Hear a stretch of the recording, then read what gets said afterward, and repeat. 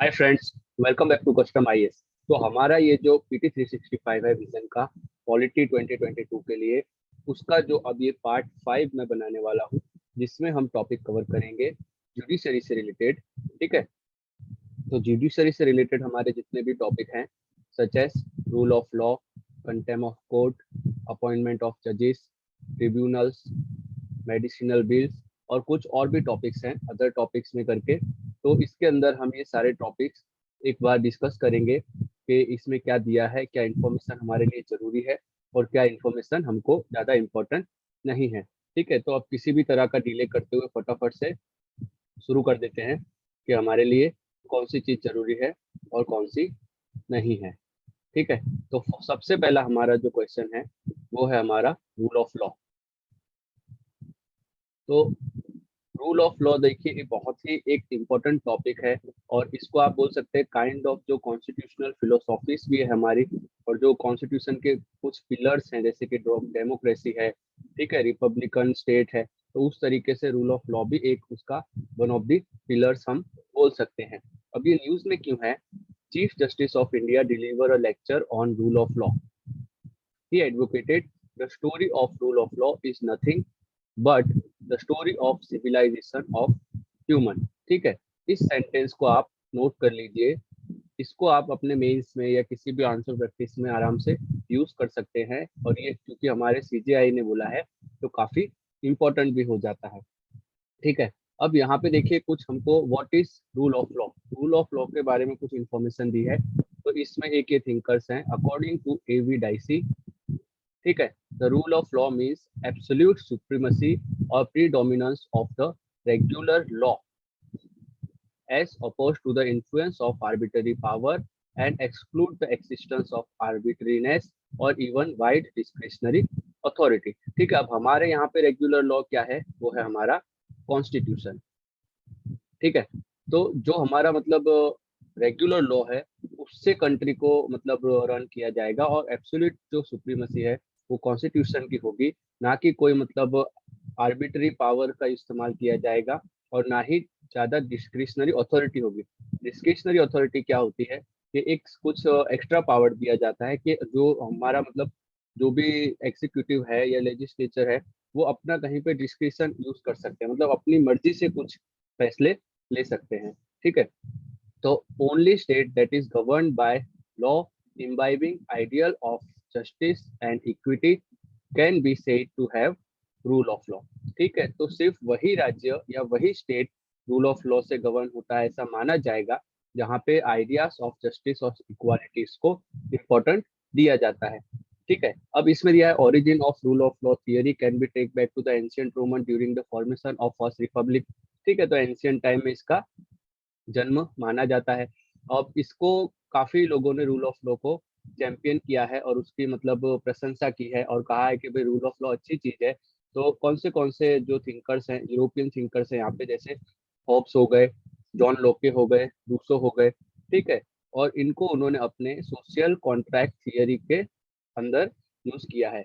अगर आप में से किन्हीं लोगों को पता है कि सोशल कॉन्ट्रैक्ट थियरी क्या होता है, तो आप कमेंट सेक्शन में जरूर बताएं। ठीक है। उसके बाद देखिए इंडियन फिलोसोफर्स कौन है जिन्होंने रूल ऑफ लॉ को प्रमोट किया या उसको मतलब अच्छा बताया या उसकी तारीफ की। तो सबसे पहले हमारे आ जाते हैं Indian philosophers such as Chanakya. इन्होंने क्या किया? Also espouse the rule of law theory by maintaining the state is govern not by the ruler. ठीक है। स्टेट रूलर से गवर्न नहीं होगा, ना ही नॉमिनेटेड रिप्रेजेंटेटिव से, but by of the people. ठीक है। But by the law.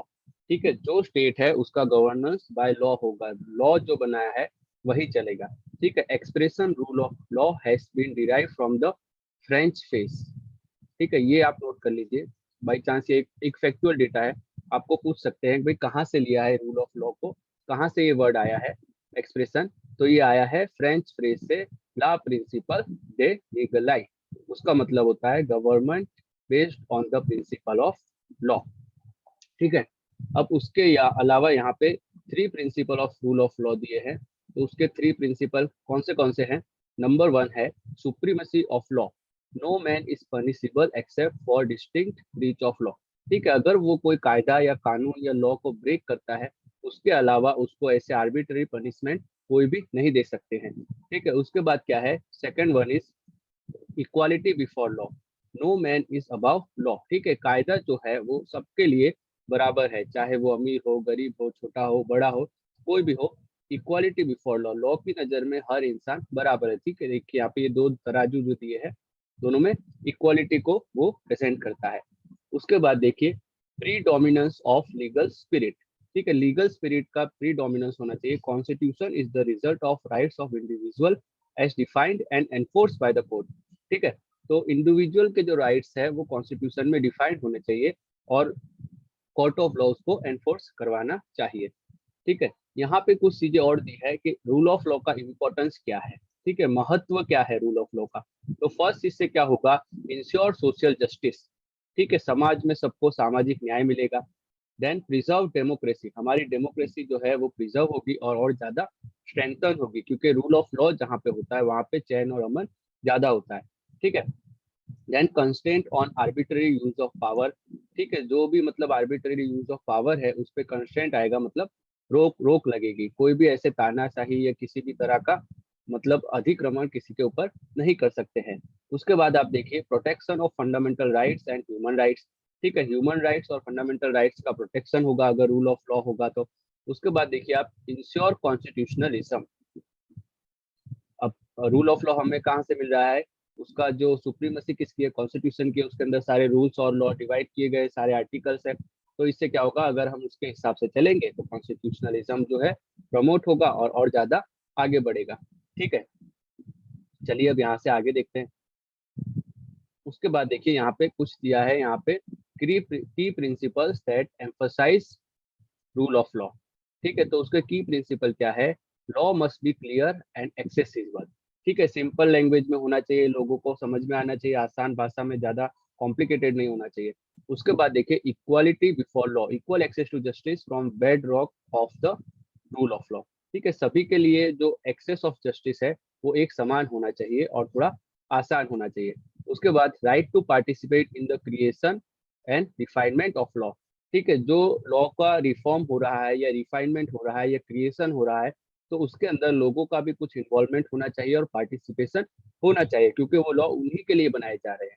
ठीक है, उसके बाद जो फोर्थ प्रिंसिपल है वो है strong independent judiciary, this is must.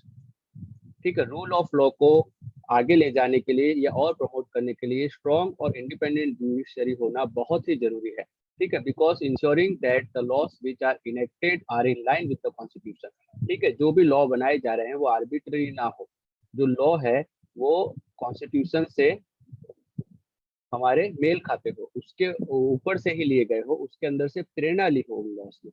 ठीक है, उसके अलावा देखिए यहाँ पे कुछ चीजें और दी है, तो उससे पहले हम यहाँ पे एक ये डिफरेंस दिया है, ये देख लेते हैं कि rule of law versus rule by law. देखिए काफी कंफ्यूजिंग वर्ड है, तो आप कई बार प्रीलिम्स में भी इस वर्ड्स की वजह से और वर्डिंग की वजह से कंफ्यूज हो सकते हैं। तो मुझे लगता है आपको ये जरूर नोट कर लेना चाहिए। ठीक है, और अच्छे से इसको 2-3 बार पढ़िए क्योंकि यहाँ पे रूल ऑफ लॉ और रूल बाय लॉ दोनों अलग चीजें हैं। तो चलिए समझते हैं। In essence the rule of law is control the unlimited exercise of power by the supreme law making authority. जैसा कि हमारे इंडिया में होता है, कॉन्स्टिट्यूशन जो है वो अनलिमिटेड एक्सरसाइज ऑफ पावर को कंट्रोल करता है, किसकी, पार्लियामेंट की। ठीक है, हमारी जो पार्लियामेंट है वो उसके पास अनलिमिटेड पावर नहीं है। अब उसके अलावा on the other side rule by law is laid down by the supreme law making authority of the land. ठीक है, जो रूल बाय लॉ है वो पार्लियामेंट को कंट्रोल करता है, बट जो रूल बाय लॉ है वो क्या है, पार्लियामेंट के द्वारा उस लॉ को इनेक्ट किया जाता है, या जो भी मतलब supreme law making authority of the land है किसी भी स्टेट या राज्य की या किसी देश की, तो वो अगर कोई रूल बनाती है तो उसे रूल बाय लॉ कहा जाएगा।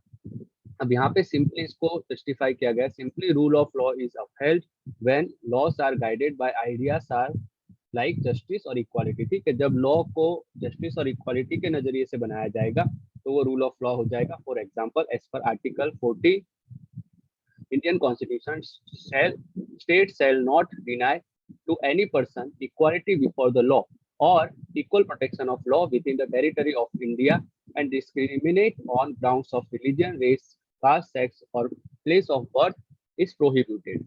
ठीक है, तो यहाँ पे जो हमारा कॉन्स्टिट्यूशन है उसका आर्टिकल नंबर 4 में ही हमको इक्वालिटी बिफोर लॉ को प्रोवाइड किया गया है और वो हमारा फंडामेंटल राइट है और उसको हम सुप्रीम कोर्ट के जरिए से एनफोर्स भी करा सकते हैं. But on the other hand rule by law can embody ethical as well as unethical law.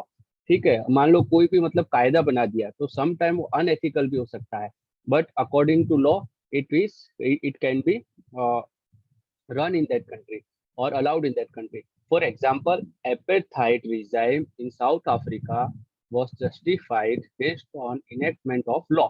उन्होंने क्या किया, एपेटाइट एक्ट बना दिया और उसके अंदर उसको जस्टिफाई कर दिया, but it is totally unethical and it is against justice and equality. ठीक है, तो इस तरीके से आपको दोनों का डिफरेंस समझना है. अब जो अगला इन्होंने एक सेक्शन दिया है ये मुझे लगता है बहुत इंपॉर्टेंट है, इसको आप IMP टिक कर दीजिए और इसके अंदर जो भी आर्टिकल्स दिए हैं उन पे बहुत ध्यान दीजिए और उनकी जो बैकग्राउंड है, जो उनका कंसेप्ट है उसको समझने की कोशिश कीजिए. इसके अलावा ये सारे टॉपिक्स हैं वो आप एक बार लक्ष्मीकांत पे से भी देख लीजिए ताकि आपको ज्यादा डिटेल में पता चल जाए. ठीक है, तो देखिए, rule of law is a constitution foundational pillar of Indian constitution and embedded in different provision of the constitution. ठीक है, तो रूल ऑफ लॉ कहाँ कहाँ पे हमारे कॉन्स्टिट्यूशन में देखने को मिलता है वो यहाँ पे दिया गया है. तो सबसे पहला चीज क्या है, rule of law is a part of basic structure. ठीक है, मैंने कहा ना आपसे ये बहुत ही इंपॉर्टेंट है तो आपको इसको अच्छे से पढ़ना है और ध्यान रखना है. बेसिक स्ट्रक्चर है. उसके बाद हमारे इंडिया में क्या है, सुप्रीमसी ऑफ कॉन्स्टिट्यूशन है.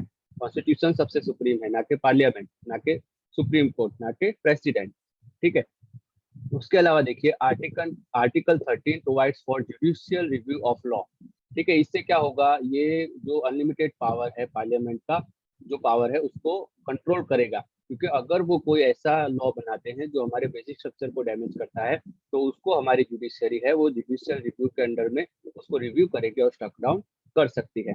ठीक है, उसके बाद जो है article number 14 ensure equality before law, equal protection of law. तो ये वही वाला है कि religion, caste, place of birth, sex वगैरह वगैरह उसके ऊपर से जो स्टेट है डिस्क्रिमिनेट नहीं कर सकता है और सबको इक्वालिटी बिफोर लॉ मिलेगी और ये पर्सन्स है उनके बीच में स्टेट डिस्क्रिमिनेट नहीं करेगा. तो ये भी हमारे फंडामेंटल राइट्स में दिया है और इट इज एनफोर्सेबल.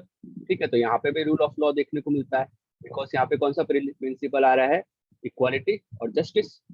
ठीक है, उसके बाद देखिए article number 21 provide check against arbitrary executive actions. ठीक है, तो यहाँ पे भी देखिए आर्बिट्ररी रिस्ट्रिक्शन कर रहा है वो गवर्नमेंट या पार्लियामेंट के एक्शन को.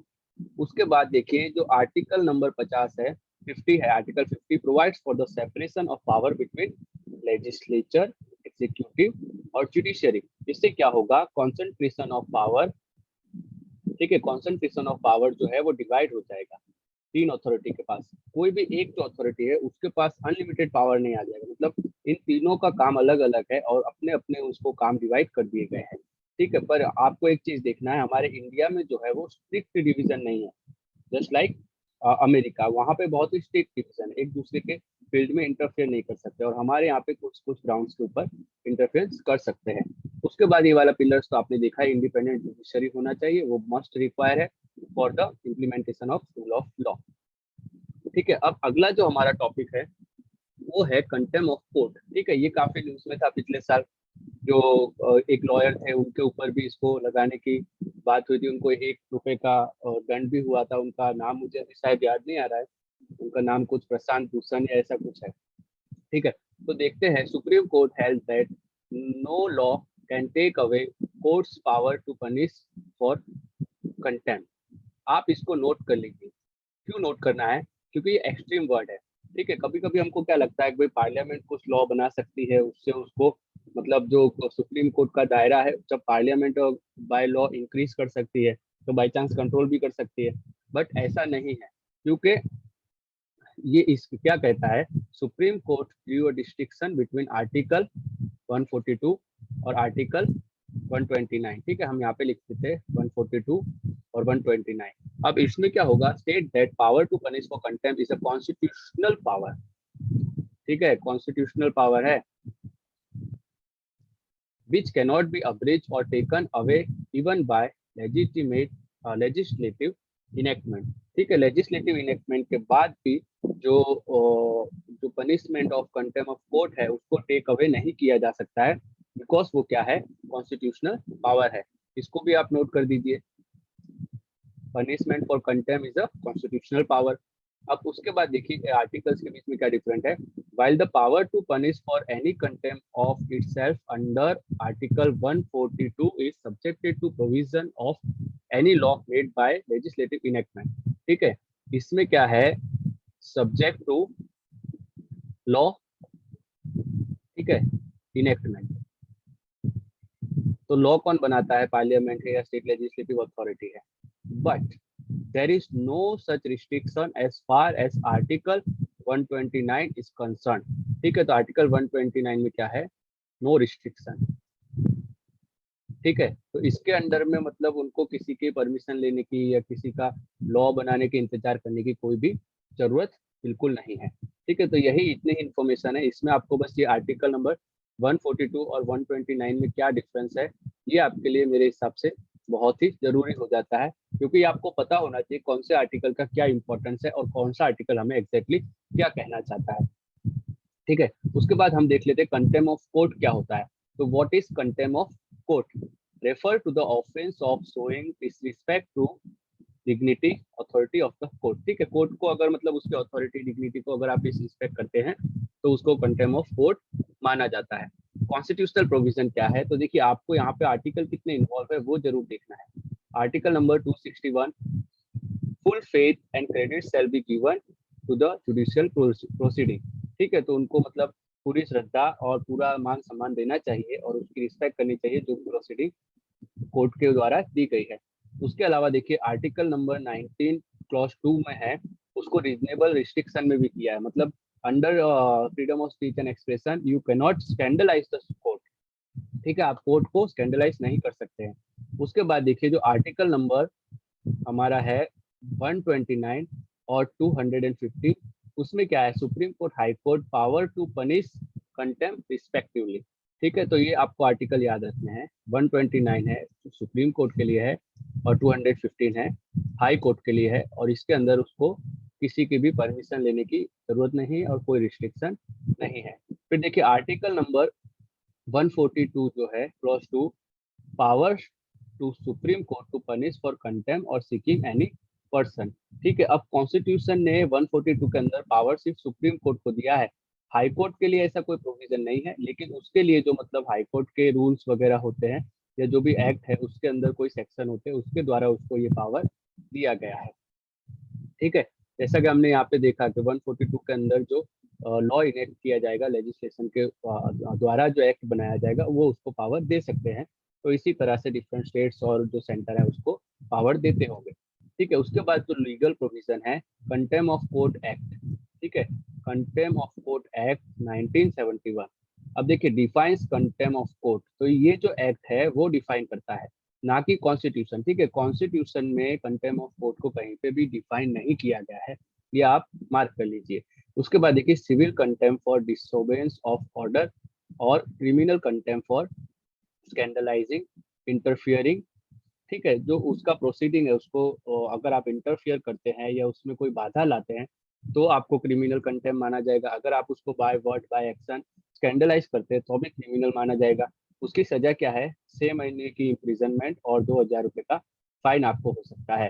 ठीक है, अब आपको एक चीज और याद रखना है, जो कंटेम्प्ट ऑफ कोर्ट की प्रोसीडिंग है वो 1 साल बाद नहीं की जा सकती। मान ले कि XYZ है, उसने कोर्ट को स्कैंडलाइज किया, ठीक है, अब 2 साल बाद कोर्ट बोले कि हम इसके ऊपर कंटेम्प्ट ऑफ कोर्ट की कार्रवाई करेंगे, तो ऐसा नहीं कर सकते, उनको मतलब लेस देन 1 ईयर के अंदर ये एक्शन लेना पड़ेगा। उसके बाद कुछ एक्सेप्शन भी है, ये तो होना ही है, क्योंकि फेयर और एक्यूरेट रिपोर्टिंग आप कर सकते हैं, फेयर क्रिटिसिज्म भी कर सकते हैं बेस्ड ऑन मेरिट। ठीक है, फिर मेरली डिफेमेटरी अटैक ऑन जजेस and not intended to interfere in proceeding. ठीक है, कोई आप पर्टिकुलर जज को क्रिटिसाइज कर रहे हैं और उसके प्रोसीडिंग में बाधा नहीं ला रहे पूरे कोर्ट की, तो भी चल जाएगा। फिर 2006 में देखिए amendment introduced truth as a valid defence if in done in public interest. ठीक है, अगर आपने कोई सच रिपोर्टिंग की है या कोई सच बात बताई है और जो पब्लिक इंटरेस्ट में है, तो उसको भी एक वैलिड रीजन गिना जाएगा और वो एक्सेप्शन में आ जाएगा। चलिए, यहाँ पे हमारे 2 टॉपिक खत्म हो गए। तीसरा टॉपिक देखते हैं फटाफट। तीसरा टॉपिक जो है हमारा, ये काफी चर्चा में रहता है, उसके ऊपर काफी वाद विवाद भी है, सुप्रीम कोर्ट के जजमेंट भी आए हैं, तो इसको आप एक बार अच्छे से देख लीजिए और मैं कहूँगा इसको ब्रॉडली कवर करिए बढ़िया से, क्योंकि ये जो चीजें हैं वो बुक्स में भी इतना अच्छे से दिया नहीं होता है। करंट अफेयर्स वाली जो बुकलेट है PT 365, इसमें थोड़ा सही से दिया हुआ है। तो सबसे पहले देखते हैं क्यों न्यूज में है। Centre approve all 9 names recommended by the Supreme Court Collegium for appointment to the Supreme Court, which included 3 women। ठीक है, तो पूरे 9 नाम जो सुप्रीम कोर्ट कॉलेजियम ने सेंड किए थे, उन 9 के 9 को उन्होंने अलाउड कर दिया है, और 9 में से जो 3 है वो वुमन है। तो आप कह सकते हैं 33% जो 9 में से वुमन है। बट जो वुमन का स्टेटस है जुडिशरी में और स्पेशली अपर जुडिशरी में, वो बहुत ही कम है। देखिए, in last 71 years supreme court has appointed only 8 woman जजेस स्टार्टिंग फ्रॉम एम फातिमा बीवी इन 1989। ठीक है, आप इसको नोट डाउन कर दीजिए। मैं आपको पक्का बता रहा हूँ, ये आपको आंसर राइटिंग में आपके आंसर्स को एनहांस करने में डेफिनेटली काम आने वाला है। और अभी हमारे पास सिर्फ एक थे वुमन जज, वो है इंदिरा बनर्जी, जिनको 2018 में एलिवेशन किया गया था। ठीक है, चलिए अब देख लेते हैं कि अपॉइंटमेंट ऑफ जजेस इन हायर जुडिशरी में कॉन्स्टिट्यूशन का क्या रोल है। तो आर्टिकल 124 क्लॉज 2 और article 217 of constitution govern the appointment of जजेस in supreme court and high court. ठीक है, तो ये SC के लिए हो गया और ये HC के लिए हो गया। Under both provision, president has the power to make appointment after consultation with such of the judges of Supreme Court and the High Court। ठीक है, तो जो पावर है अपॉइंटमेंट का वो किसके पास है? प्रेसिडेंट के पास है, और वो जो भी कंसल्टेशन है वो सुप्रीम कोर्ट और हाई कोर्ट के जजेस से ले लेंगे। उसके बाद देखिए, in 3 cases which came to be known as 3 जज केसेस। ठीक है, 1981, 1993, 1998 supreme court evolve the collegium system. ठीक है, तो कॉलेजियम सिस्टम हमें कॉन्स्टिट्यूशन ने नहीं दिया है, कोई पार्लियामेंट ने नहीं दिया है, उसको जो मतलब सुप्रीम कोर्ट है उसने अपने 3 जजेस केस के थ्रू खुद ही इवॉल्व किया है। ठीक है, तो ये आपको याद रखना है। Collegium system is the system where committee of CJI 4 senior जजेस and 3 member of high court in case of appointment in high court can take decision related to appointment and transfer of judges in Supreme Court and High Court। ठीक है, तो अब आप एक चीज लिख लीजिए, जो कॉलेजियम है वो सुप्रीम कोर्ट के लिए जो कॉलेजियम होगा वो छोटा होगा, और हाई कोर्ट के लिए होगा वो ज्यादा होगा, क्योंकि यहाँ पे 3 मेंबर्स ऑफ हाई कोर्ट भी इंक्लूड हो जाएंगे। ठीक है, ये आपको ध्यान रखना है, बाई चांस ऐसा पूछ ले। Once the supreme court collegium has endorse the recommendation, central government was to make such appointment within 3 to 4 weeks of receiving the collegium's decision। ठीक है, कॉलेजियम ने जो डिसीजन लिया है उसके ऊपर जो मतलब सेंट्रल गवर्नमेंट है उसको 3 से 4 हफ्ते के अंदर फैसला लेना होता है। अब जो सेंट्रल गवर्नमेंट है वो कॉलेजियम का जो लिस्ट है उसको रिटर्न भी कर सकती है, लेकिन अगर वही सेम लिस्ट दोबारा दी गई है तो गवर्नमेंट के ऊपर वो डिसीजन और लिस्ट बाउंड होती है और उसको उसे एक्सेप्ट करना ही पड़ता है। ठीक है, यहाँ पे एक ब्यूटीफुल सा चार्ट दिया है जिसमें एवरेज सेक्स रेशियो ऑफ जजेस इन हायर जुडिशियरी और लोअर जुडिशियरी में बताया है। मैं आपको कहना चाहूंगा कि आप इसको कहीं पे मार्क करके या ड्रॉ करके सेव कर लें। ठीक है, तो इससे क्या होगा, आप अपने आंसर राइटिंग को और ज्यादा इनहेंस कर पाएंगे और ये आपको एक्स्ट्रा मार्क्स फैच करने में हेल्प करेगा। ठीक है, तो लोअर जुडिशरी में फीमेल कितनी है? 28% है, और अपर जुडिशरी में कितनी है? 12% है। ठीक है, बस इतनी ही इंफॉर्मेशन दी हुई है। अब देखिए, recently Madras high court chief justice was transform to Meghalaya high court. ठीक है, ट्रांसफर ऑफ जजेस ऑफ हाई कोर्ट ये काफी न्यूज में है। अब इसके अंदर कौन ये पावर कहाँ से मिल रहा है? Article 222 provides for the transfer of जजेस including chief justice from one high court to any other high court. ठीक है, तो कॉन्स्टिट्यूशन में आर्टिकल 222 इसका हमको प्रोविजन दे रहा है। उसके बाद देखिए, initiation of the proposal for transfer of जजेस should be made by CJI। ठीक है, जो प्रपोजल है उसका इनिशिएशन कौन करेंगे? Chief justice of India, whose opinion is in this regard is determinative, ठीक है, उनका फैसला जो लगभग फाइनल माना जाएगा और उसको डिटरमाइन करता है। कंसेंट ऑफ जज फॉर हर इज फर्स्ट और subsequent transfer must not would not be required, ठीक है। तो इसको आप मार्क कर लीजिए, क्योंकि ये कैसा है, थोड़ा सा मतलब इलॉजिकल सा लगता है, भाई इतना बड़ा जज है उसका कंसेंट नहीं लिया जाएगा, ऐसा कैसे हो सकता है। तो ये आपको रखना है याद कि भाई उनका कंसेंट की कोई जरूरत नहीं है। फिर देखिए, constitution does not mention the ground और procedure by which such power is exercise, ठीक है। ट्रांसफर का जो ग्राउंड भी नहीं दिया है और प्रोसीजर भी नहीं दिया है कि कैसे किया जाएगा। उसके बाद power to select appoint and transfer जजेस is derive from supreme court verdict in three judges case from various Supreme Court judgments on the subject of judges transfer following point are emerged, ठीक है। जो transfer से related अलग अलग जो decision आए या जो भी जजमेंट आए और 3 जजेस केस के बाद जो ये टॉपिक या सब्जेक्ट जो इवॉल्व हुआ, उससे उन्होंने क्या 3 पॉइंट निकाले हैं कि भाई ट्रांसफर ऑफ जजेस कैन नॉट बी पनिटिव मेजर्स, ठीक है, वो पनिशिव नहीं होना चाहिए, पनिशमेंट के तौर पे आप किसी को ट्रांसफर नहीं कर सकते, और it is only on public interest and matter administration के पर्पज से किया जाना चाहिए। और ट्रांसफर जो है उसका order can be made by only president on the basis of concurrence of CGI, ठीक है। जो प्रेसिडेंट है सिर्फ वही उसका ऑर्डर दे सकते हैं, और वो भी कंसल्ट करेंगे जो सीजीआई है, चीफ जस्टिस ऑफ इंडिया, उनके साथ, उसके बाद ही ऑर्डर दे सकते हैं। उसके बाद देखिए जो हमारा अगला टॉपिक है, अपॉइंटमेंट ऑफ जजेस एट डिस्ट्रिक्ट लेवल, ठीक है। तो अब जैसे अभी हमने ऊपर का देख लिया, अब से नीचे का देखते हैं। तो इसके लिए क्या रिकमेंड किया जा रहा है, all India judicial services. Recently, central government is preparing to give fresh push to establishment of all India judicial services for lower judiciary on the line of central civil services like UPSC, ठीक है। तो central government ने अभी recently फिर से एक law लाया है और वो पुश कर रहे हैं कि भाई ऑल इंडिया जुडिशियल सर्विसेज जो यूपीएससी में ऑल इंडिया सर्विस होती है उसके बेस पे की जाए, ताकि हमको अच्छे ऑफिसर्स मिले। इसको जुडिशरी में एक रिफॉर्म का इनिशिएटिव भी बताया जा सकता है, ठीक है। और सिंपल जैसे यूपीएससी कैंडिडेट को सिलेक्ट करता है, उसी तरीके से जुडिशरी के जो ऑफिसर्स होते हैं उनको ये एडिशनल मजिस्ट्रेट जो होते हैं और जो मतलब अलग अलग ऑफिसर होते हैं जुडिशरी के, उनको रिक्रूटमेंट करने के लिए एक ऑल इंडिया लेवल की एग्जाम दी जाए। एट प्रेजेंट अभी कौन करवाता है, ये बहुत इंपॉर्टेंट है, इसको मार्क कर लो। क्योंकि हमको क्या लगता है कि भाई state service commission exam hold करती है, हाँ ठीक है, ये थोड़ा लॉजिक है। लेकिन at present various high court, अब हाई कोर्ट तो अपने मतलब डिसीजन ही ले पा रहे, इतने सारे जो केसेस है वही पेंडिंग पड़े हैं, उसके अलावा वो ये एग्जाम भी लेते हैं तो उनके ऊपर और ज्यादा बर्डन आ जाता है। तो ये थोड़ा सा मुझे पर्सनली इलॉजिकल लगता है। लेकिन आपको ये भी याद रखना है, तो वेरियस हाई कोर्ट और स्टेट कमीशन जो है वो अभी ये जुडिशियल ऑफिसर की रिक्रूटमेंट करवाती है, ठीक है।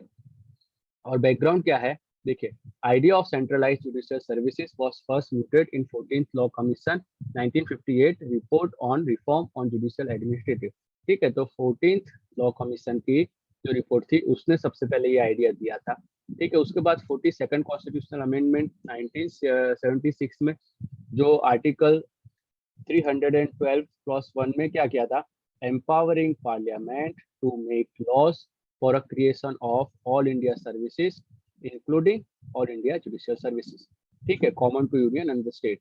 तो जो मतलब ऑल इंडिया जुडिशियल सर्विसेज है और ऑल इंडिया सर्विसेज है, उसका पावर किसको दिया है, पार्लियामेंट को दिया है अंडर आर्टिकल 312 क्लॉज 1, ठीक है। तो वो आराम से इसको ऑल इंडिया सर्विसेज को क्रिएट कर सकता है। उसके बाद इससे क्या होगा, it ensure uniformity in standard of selection, ठीक है। आप देख रहे हैं यूपीएससी का स्टैंडर्ड कितना हाई है, तो उसी लेवल का ये लोग स्टैंडर्ड चाहते हैं, जिससे जो attract bright and young talent, ठीक है, काफी अच्छे और इंटेलिजेंट बच्चे उसमें सिलेक्ट हो और उसका स्टैंडर्ड इंक्रीज हो, ठीक है। उसके बाद इन 2016 parliament standing committee on personnel public grievances law and justice in its 15th report back the idea of पान इंडिया जुडिशियल सर्विसेज। तो ये इतना आपके लिए मतलब प्रीलिम्स के लिए तो इम्पोर्टेंट नहीं है, पर कहीं पे मेंस में इस पॉइंट को आप यूज कर सकते हैं। फिर देखिए judicial view on all India judicial system. तो जो सुप्रीम कोर्ट है उन्होंने भी इसको डायरेक्ट किया है सेंटर को कि भाई सेटअप करिए फटाफट ऑल इंडिया जुडिशियल सर्विसेज, और इससे रिलेटेड जो एक सेफ्टी कमीशन है वो भी उन्होंने बनाया था। उसके बाद देखिए supreme court took suo motu cognitions of the issue appointment of district judges as noted central selection mechanism. ठीक है, तो उन्होंने एक बार सुमोटो भी अपने ऊपर जिम्मेदारी ली और कहा कि भाई आप सेंट्रल सिलेक्शन मैकेनिज्म को डेवलप करिए जिससे एक अच्छी सी हमको judicial services all India level पे मिले। अब करंट रिक्रूटमेंट मेथड क्या है इन डिस्ट्रिक्ट जजेस under article 233 or 234 Constitution of India deals with the appointment of district judges. Sorry, and place it in the domain of the state. ठीक है, तो इसको मतलब स्टेट के डोमेन में डाल देते हैं। The selection process is conducted by State Public Service Commission and the concerned High Court.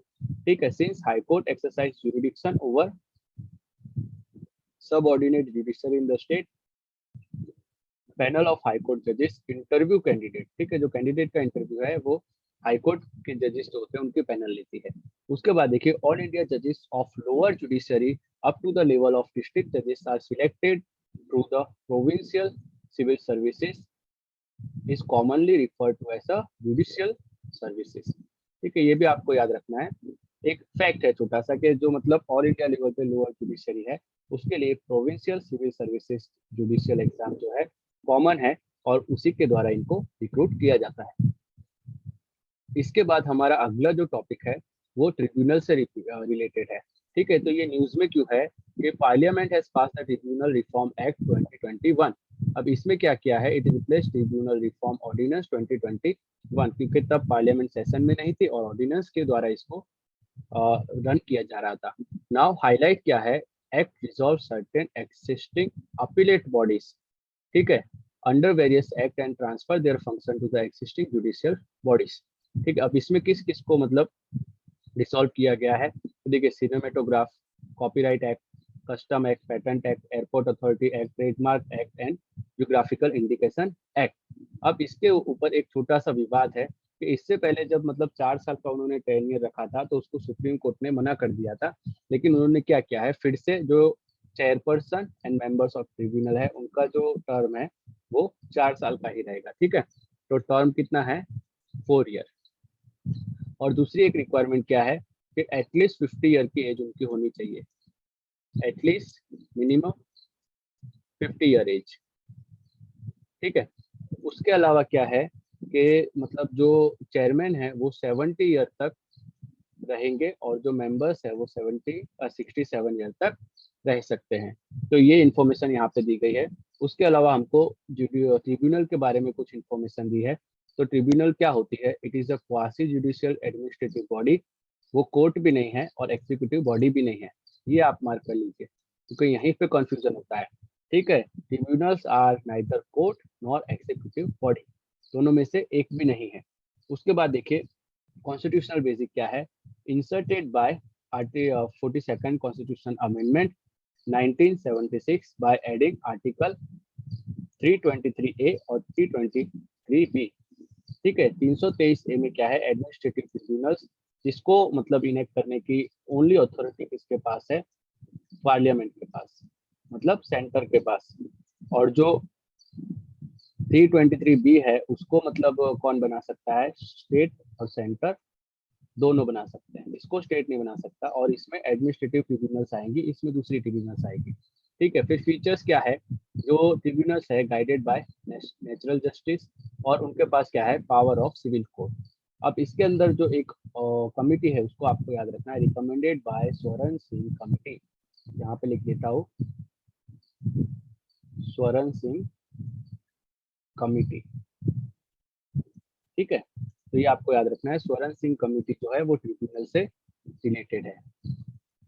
इसके बाद जो अगला हमारा टॉपिक है वो है मीडिएशन बिल 2021। तो इसमें क्या है, the bill was recently introduced in Lok Sabha, refer to standing committee. It seeks promote facilitate and mediation, especially institutional mediation for resolution of dispute of commercial or otherwise and enforce mediated settlement agreement.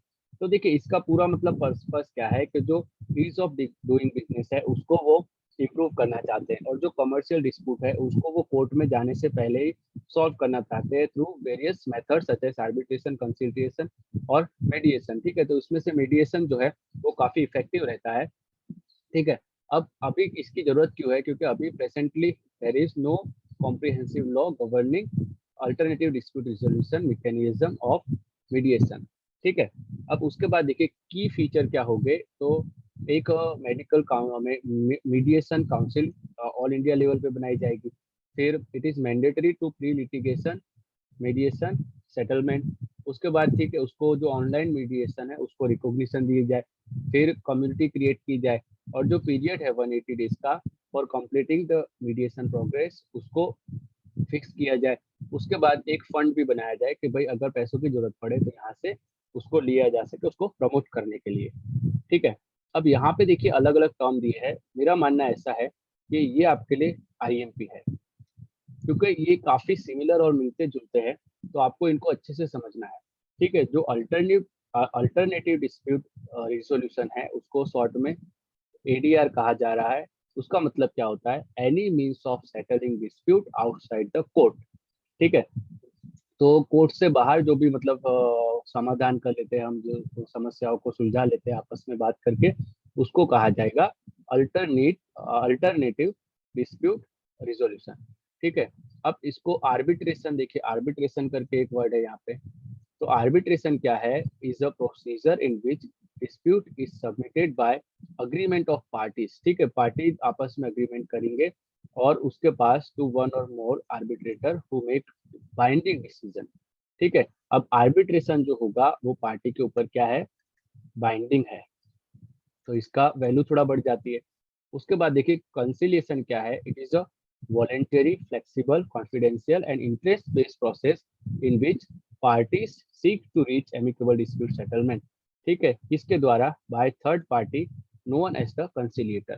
अब ये जो फैसला सुनाएंगे वो होगा non binding. ठीक है, उसके बाद देखिए मीडिएशन, जिसके बारे में आर्टिकल है।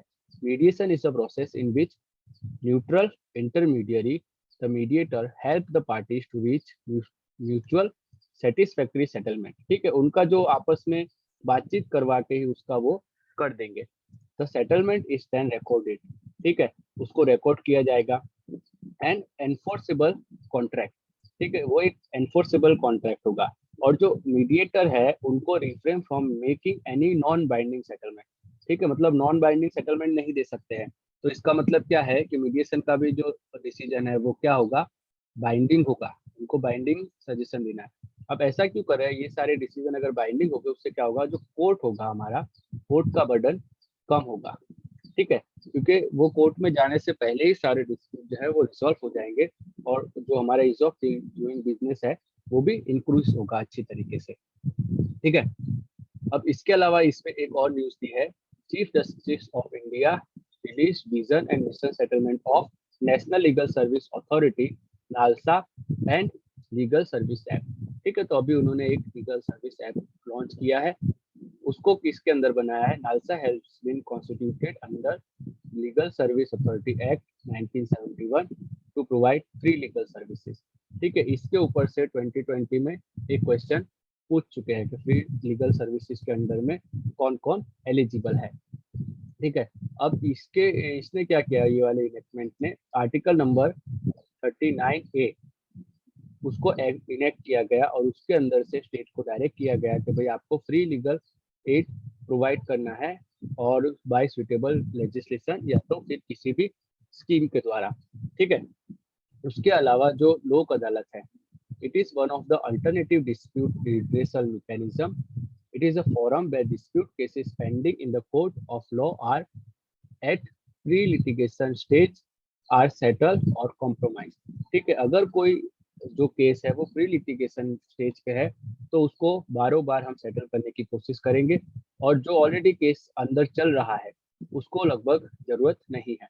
तो लोक अदालत जो है वो स्टैट्यूटरी स्टेटस है उनके पास अंडर लीगल सर्विस एक्ट। उसके अलावा देखिए under LSA award made by the लोक अदालत deemed to be degree of civil court and is final and binding। ठीक है, ये आप नोट कर लीजिए क्योंकि थोड़ा एक्सट्रीम वर्ड है। No appeal against such award lies before any court of the law. Any court मतलब हाई कोर्ट, सुप्रीम कोर्ट, कहीं पे अपील नहीं कर सकते आप।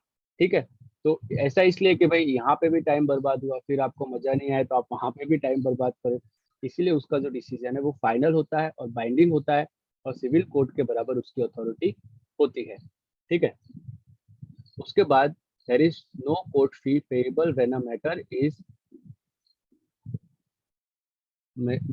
is filed in a लोक अदालत। ठीक है, अगर लोक अदालत में आपका मैटर है तो आपको फी देने की जरूरत नहीं है, और अगर आपने कुछ फी दी भी है तो वो आपको वापस दे दी जाएगी, रिटर्न कर दी जाएगी। ठीक है, उसके बाद देखिए United Nation convention on international settlement agreement resulting from the mediation also known as Singapore convention और मीडिएशन। ठीक है, अब India approve the signing of the convention in July 2019। ठीक है, उसके अलावा एक इम्पोर्टेंट चीज आपको यहाँ पे नोट करनी है कि this is the first UN treaty to be named after Singapore. ठीक है, आपको लगेगा भाई और भी कोई हो, तो ऐसा कुछ नहीं है।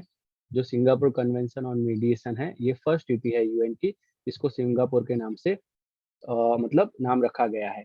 उसके अलावा ये देखिए हमारा जो सस्टेनेबल गोल नंबर 16 है, piece justice and strong institution, उसको भी प्रमोट करता है। Mediation in India divide in 2 category. ठीक है, सबसे पहले क्या है, कोर्ट रेफर्ड मीडिएशन। कोर्ट आपको रेफर करेगा और उसमें आपको मतलब जो भी डिसीजन होगा वो बाइंडिंग भी हो सकता है और नॉन बाइंडिंग भी हो सकता है। उसके अलावा देखिए प्राइवेट मीडिएशन भी है जो फिक्स फी बेसिस पे चलते हैं। ठीक है, अब यहाँ पे देखिए persons eligible for getting free legal service included, इसमें कौन आएगा, औरतें और बच्चे, women and children, SC ST, OBC नहीं आएगा, देखिए EWS भी नहीं आएगा। ऑलराइट, उसके बाद देखिए industrial workman, victim of trafficking, victim of mass disaster, violence, flood, fraud, earthquake, industrial disaster, disable persons. ठीक है, person with disability, person in custody, ठीक है जो उसको कस्टडी में ले लिया है, person in receipt of annual income less than 5 lakh. ठीक है, अगर सुप्रीम कोर्ट में उसका डिसीजन है तो 5 लाख से अगर कम है तो उसको मिल जाएगा। देन सीनियर सिटीजन इसमें नहीं आएगा। ठीक है, बट सीनियर सिटीजन के लिए एलिजिबल है या नहीं है, उसके रूल्स और फ्रेमवर्क जो भी है वो स्टेट गवर्नमेंट अपने अपने हिसाब से कर सकती है। इसके बाद देखिए जो हमारा अगला टॉपिक है वो है जुडिशियल इंफ्रास्ट्रक्चर इन इंडिया। अब recently chief justice of India propose creation of national judicial infrastructure authority, उसको प्रपोज किया है। उससे क्या होगा, it will control the budgeting and infrastructure development of subordinate court in the country. ठीक है, उसके की फीचर क्या है, it will be establish on the line of NALSA, it would work as a central agency with each state having its own state judicial infrastructure authority। ठीक है, NALSA क्या करती है, provide free legal aid services to weaker section of the society. अभी अभी हमने ऊपर पढ़ा है इसको, इसको अब छोड़ देते हैं। उसके बाद देखिए chief justice of India would be patron of national judicial infrastructure authority of India. ठीक है, it would be placed under the Supreme Court of India, unlike NALSA which is under Ministry of Justice, law and justice. आपको ये note कर लेना है कि जो NALSA है हमारा, ठीक है, वो किसके अंडर में आता है, मिनिस्ट्री ऑफ, कहाँ पे है, ministry of law and justice. But जो ये अथॉरिटी इंफ्रास्ट्रक्चर के लिए डिमांड हो रही है उसको वो चाहते हैं कि वो सुप्रीम कोर्ट के अंडर में रहे। ठीक है, उसके अलावा in the national judicial infrastructure authority of India there would be few high court judges as a member and some central officials। ठीक है, हाई कोर्ट के जजेस होंगे और सेंट्रल ऑफिशियल्स भी होंगे। उसके अलावा देखिए अदर स्टेप क्या है, जो टू एनहांस जुडिशियल इंफ्रास्ट्रक्चर, तो ई कोर्ट को प्रमोट किया जा रहा है to increase the ICT enablement. उसके अलावा देखिए फास्ट ट्रैक कोर्ट बनाए गए हैं, फिर ग्राम न्यायालय को ऑनलाइन पोर्टल कर दिया गया है, डेटा गवर्नेंस क्वालिटी इंडेक्स को access the data of preparedness कर दिया गया है। उसके अलावा देखिए central sponsored scheme for development of infrastructure facilities for judiciary, its objective is to assist state government in construction of court building. ठीक है, और residential quarter for judicial officers.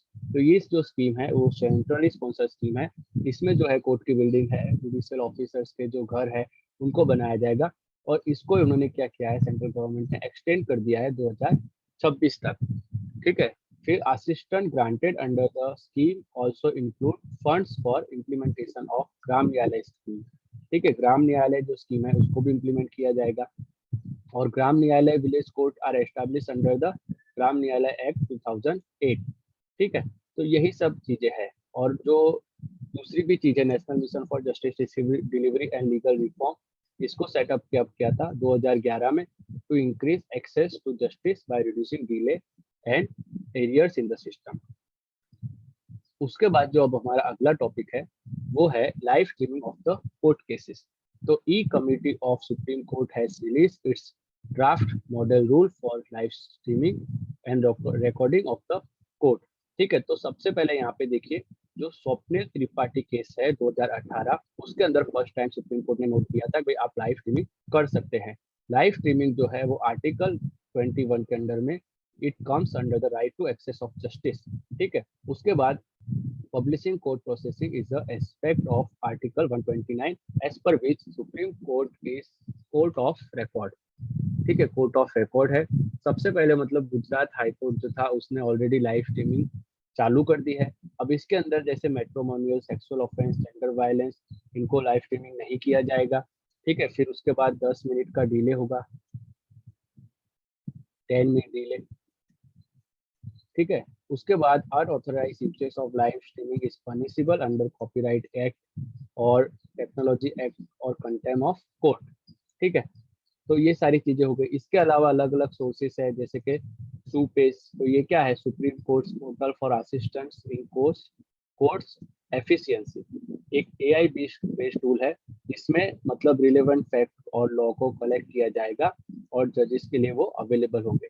फिर एक सुवास पोर्टल है, वो क्या है, उसको जो वर्नाक्युलर लैंग्वेज है उसमें जो जजमेंट है उसको ट्रांसलेट करेगा। ठीक है, देखिए ट्रांसलेटिंग। फिर e court mission mode. E court mission mode क्या है, with a vision to transform the Indian judiciary by ICT. उसके बाद देखिए fast and secure transmission of electronic record. तो ये जो फास्टर सिस्टम है उसमें भी क्या है, to ensure under trials are not made to wait for days on and behind bar to be released because the certified hard copies of their bail order were late to reach the prisons। ठीक है, तो कई बार क्या होता है, court की तरफ से ऑर्डर आ जाता है, बेल आ जाता है, लेकिन जो बेल होती है वो जेल तक जल्दी पहुंच नहीं पाती है। तो उसको क्या किया गया है, फास्टर सिस्टम लाया गया है भाई, उसको जल्दी से भेजो जिससे जो आदमी जेल के पीछे है वो फटाफट रिलीज हो जाए और उसको अननेसेसरी जेल ना निकालनी पड़े। ठीक है, तो यही था इसके अंदर। उसके बाद देखिए जो इम्पोर्टेंट न्यूज है उसमें क्या है, power of court under schedule caste and schedule tribe prevention of atrocities act, SC/ST act. ठीक है, तो इसमें क्या है, supreme court held that court could cause proceeding in SC/ST act for certain offenses। ठीक है, कोर्ट उसकी प्रोसीडिंग को अपनी मर्जी से आगे बढ़ा सकता है। Supreme court rule that it's power under article 142 और that of high courts under section 482। ठीक है, तो आप देखिए जो सुप्रीम कोर्ट का पावर है वो कॉन्स्टिट्यूशन से आ रहा है और जो हाई कोर्ट का पावर है वो हाई कोर्ट का जो एक्ट होता है वहां से आ रहा है। ठीक है, तो criminal procedure can be invoked to course proceeding under SC/ST act. ठीक है, article 142 allowed supreme court to pass any order necessary to do complete justice in any case. ठीक है, complete justice is any case under article number 142। अब यही जो power है वो similarly high court को कहाँ से मिलता है, सेक्शन 482 से मिलता है। Supreme court listed following situation where such quashing power can be invoked, where it appears the court that offence is, जैसे कौन से टाइम पे पूरा कंप्लीट जस्टिस करने के लिए सुप्रीम कोर्ट अपने हाथ में ये केसेस को ले सकता है। प्राइमरीली प्राइवेट और सिविल इन नेचर, अगर ऑफेंस है प्राइवेट है या सिविल है तो कोर्ट उसमें इंटरफेयर कर लेगा। उसके बाद देखिए has not been committed on account of caste of victim. ठीक है, तो अगर जो ऑफेंस है वो कास्ट के ऊपर से अगर नहीं का कमिट किया गया है तो अभी उसमें इंटरफेयर कर सकते हैं। Where the continuation of the legal processing would be abuse of process of law.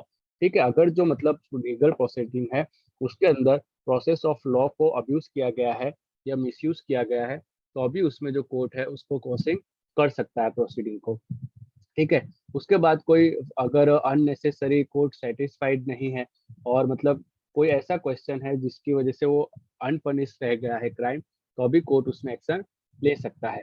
अब देखिए SC/ST एक्ट क्या है, prohibits commission of offences against SC/ST and establish special code for the trial of such offenses and rehabilitation of the victim। ठीक है, अब इसको 2018 में amend किया गया था to nullify controversial supreme court judgment that diluted the stringent provision of the act. ठीक है, अब अगला जो हमारा है, one second,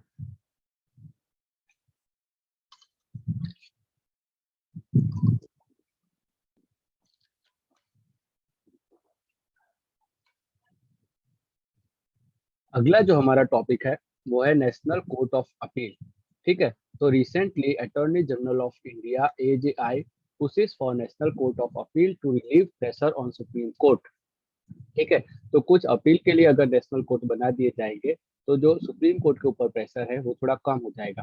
the idea was put fourth on the occasion of constitutional day for the revival of 11-year-old proposal set up 4 regional NCAs with 50 judges each।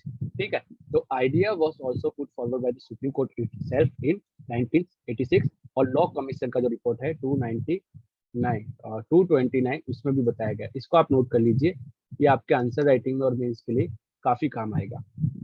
उसके बाद देखिए कि NCA क्या है, नेशनल कोर्ट ऑफ अपील क्या है। It is the intermediate appellate court between supreme court and state high court. ठीक है, सुप्रीम कोर्ट और स्टेट हाई कोर्ट के बीच में इंटरमीडिएट कोर्ट है। अब जो एक्ट है, it will act as a final court of justice. ठीक है, final court of justice dealing with appeal from the decision of high court and tribunals within their regional in civil, criminal, labour and revenue matters. ठीक है, judgment of this courts of appeal would be final. But ऐसा करने के लिए जो national court of appeal है बनाने के लिए कॉन्स्टिट्यूशनल को अमेंड करना पड़ेगा। ऐसा क्यों कहा गया है, क्योंकि देखिए हमारा जो सुप्रीम कोर्ट है वो है दिल्ली में। ठीक है, अब अगर कोई चेन्नई से अगर यहाँ आना चाहता है तो उसको डिलीवरी ऑफ जस्टिस है वो वेरी वेरी कॉस्टली, मतलब बहुत कॉस्टली पड़ती है और काफ़ी दूर पड़ती है। वैसे ही अगर कोई आसाम से आना चाहता है तो उसको भी काफ़ी दूर पड़ जाता है। तो इसीलिए अगर देश में अलग अलग जगहों पे नॉर्थ, ईस्ट, साउथ और वेस्ट में 4 ट्रिब्यूनल्स या 4 इस तरीके के अपीलेट कोर्ट बना दिए जाएंगे on the intermediate level between state and supreme court, तो वहाँ पे क्या होगा, सपोज मद्रास हाई कोर्ट ने अगर कोई डिसीजन दिया तो उसकी अपील यहाँ पे वो लोकली अपने रीजन में भी चेन्नई में कर सकते हैं। ठीक है, तो उससे डिलीवरी ऑफ जस्टिस जो है उसका जो प्राइस है वो कम हो जाएगा और उसका एक्सेस बढ़ जाएगा। ठीक है, now next topic is national litigation policy. तो government is formulating a national litigation policy. अब इस पॉलिसी को बनाने की जरूरत क्या पड़ी है, to lay down guidelines for preventing, controlling and reducing litigation। ठीक है, ऐसा इसलिए किया है कि सबसे ज्यादा जो लिटिगेशन है वो गवर्नमेंट ही कर रही है और जो in states and at the centres तो उसका जो टोटल परसेंटेज है 46% है। ठीक है, 13.14 करोड़ जो केसेस है वो लिटिगेट मतलब जो पार्ट है वो सिर्फ सेंटर और स्टेट की जो गवर्नमेंट है उनका ही है। तो आप सोचिए इतना ज्यादा जो टोटल बर्डन है उसमें से 46% जो बर्डन है वो तो कोर्ट का ही है। तो उनका कहने का मतलब क्या है कि भाई छोटी छोटी बातों के लिए और मतलब प्रिविलियस लिटिगेशन मत करिए जहाँ पे स्टेक्स ज्यादा हाई ना हो, तो उससे क्या होगा, कोर्ट के ऊपर बर्डन कम पड़ेगा और उसके ऊपर जो मतलब लिटिगेशन का बोझ है वो भी कम हो जाएगा। Policy will save valuable time of the court. ठीक है, बस इतना ही उनको करना है। तो अभी जो मतलब पेंडेंसी ऑफ केसेस है वो कितनी है, 15 ईयर है, वो रिड्यूस होके 3 ईयर हो जाएगी, क्योंकि जो 46% बर्डन है वो तो अकेला हमको हमारा कोर्ट ही दे रहा है। इसके अंदर फिर अलग अलग जो मतलब स्टेप टू रिड्यूस लिटिगेशन है उसको करने के लिए यहाँ पे एक हमारा legal information management and briefing system है जिसे हम लिम्प कहते हैं। वो क्या होता है, लिटिगेशन को मॉनिटर करता है। उसके बाद administrative mechanism for resolution of dispute, वो इंटरमीडिएट डिपार्टमेंट जो है उनको मॉनिटर करता है। फिर कमर्शियल कोर्ट एक्ट 2015, ये क्या करता है, pre institutional mediation and settlement करवाता है। उसके बाद देखिए administrative mechanism for resolution for central public service enterprises, उनके बीच में कोई डिस्प्यूट है तो उसको भी यहाँ से डायरेक्ट ही कर दिया जाएगा रिजॉल्व। उसके बाद देखिए जो टैली लॉ क्या है, recently ministry of law and justice launch citizens tally law mobile app. ठीक है, उसको डिजिटल इंडिया के अंडर में बनाया गया है to strengthen the pre-litigation mechanism in the country. App version of services would help to rapidly expand its reach. ठीक है, उसकी रीच बढ़ाएगा. Optimise citizen centric justice delivery mechanism. T-law deliveries leverages technology to connect the beneficiaries with lawyer. ठीक है, जो मतलब beneficiaries है उनको लॉयर के साथ कनेक्ट करेगा in a panel to seek legal advice. To seek legal advice, legal advice वो उससे डायरेक्ट ऐप के थ्रू लॉयर से कहीं से भी ले सकते हैं. इससे क्या होगा, जो जस्टिस डिलीवरी है वो रिमोट प्लेसेस तक जाएगी. जो मतलब दूर दराज के गांव हैं वहां भी मतलब जो जस्टिस डिलीवरी है वो आप ले सकते हैं और लीगल एडवाइस आप वहां भी ले सकते हैं. उसके अलावा देखिए मैरिटल रेप, ये काफी न्यूज में था. Kerala high court Affle that marital rape although not penalized in India, good ground to claim divorce. ठीक है, इस ग्राउंड से आप डाइवोर्स ले सकते हैं. अब जो हमारा आईपीसी का सेक्शन 375 है उसको एग्जेम्प्ट किया गया है unwilling sexual intercourse between husband and wife over 15 years of age. ठीक है, यहाँ पे आप एज का देखिए, एक थोड़ा सा कंफ्यूजन हो सकता है कि हमारा जो मैरिज का एज है वो 21 ईयर है, पहले 18 ईयर था, लेकिन जो मतलब वाइफ की एज इस लॉ में बताई गई है वो 15 ईयर है. तो अगर आपने इसको पढ़ा नहीं होगा तो आपको ये गलत ही लगेगा कि भाई 18 ईयर पे तो शादी होती है तो 15 ईयर क्यों दिया गया है. बट आपको पता होगा कि हमारे इंडिया में आज भी कई जगह पे बाल विवाह होते हैं, उस वजह से इसको 15 ईयर रखा गया है. ठीक है, उसको एक्सेम कर दिया गया है from section 375 definition of rape. उसको रेप नहीं माना जाएगा. और आपको ये एक चौंकाने वाला फैक्ट याद रखना, India is one of the only 36 countries where marital rape is not और लीगल क्राइम. ठीक है, उसके अलावा अलग अलग सेक्शन है. Section number 498A deals with the woman being subject to cruelty by her husband and relative. उसके बाद डोमेस्टिक वायलेंस एक्ट है, इस सब में पनिशेबल है. ठीक है, इस सब में पनिशेबल है. बट फिर भी however magistrate under the law has no absolute power to criminalize the act of man raping his wife, neither can the man be sentenced. ठीक है, वो मैजिस्ट्रेट जो है उसको क्रिमिनलाइज नहीं कर सकते हैं और उसको जेल भी नहीं भेजा जा सकता है. उसके बाद जो हमारा अगला टॉपिक है और जो हमारा लास्ट टॉपिक है वो है मर्सी किलिंग. ठीक है, तो सबसे पहले यहाँ पे देखिए mercy killing application for 9-year-old raised in Andhra Pradesh court. ठीक है, तो मर्सी किलिंग क्या होता है, यूथेनेसिया.